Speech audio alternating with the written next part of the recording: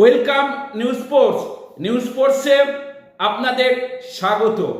South United এফসির সঙ্গে ইস্টবেঙ্গলের আজকে যে ডুরান্ড কাপ খেলা দিয়ে ডুরান্ড কাপ উদ্বোধন হয়েছে, তাতে ইস্টবেঙ্গল 5-0 গোলে জিতে গেছে।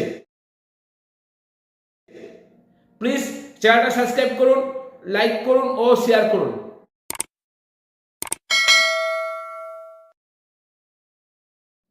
ইস্টবেঙ্গল প্রথমার্ধে 1-0 গোলে এগিয়েছিল, এরপরে আরো 4 গোল দিয়েছে। তার মধ্যে দিয়ামন্তকোস সেকেন্ড হাফে বিষ্ণুর পরিবর্তে নেমে, বিষ্ণু ইনজিওর্ড হয়েছে, তার পরিবর্তে দিয়ামন্তকোস নেমে কিন্তু গোল দিয়েছে। বিপিন সিং গোল দিয়েছে, মহেশ গোল দিয়েছে।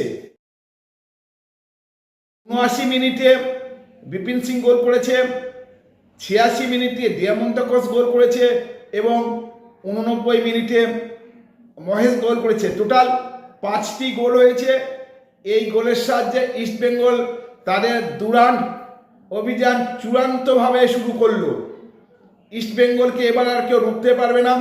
ইস্টবেঙ্গল যেভাবে, যদিও সাউথ ইউনাইটেড এফসি ইস্টবেঙ্গলের কাছে কিছুই না, সেই সাউথ ইউনাইটেড এফসিকে ইস্টবেঙ্গল 5-0 গোলে হারিয়ে দিয়েছে।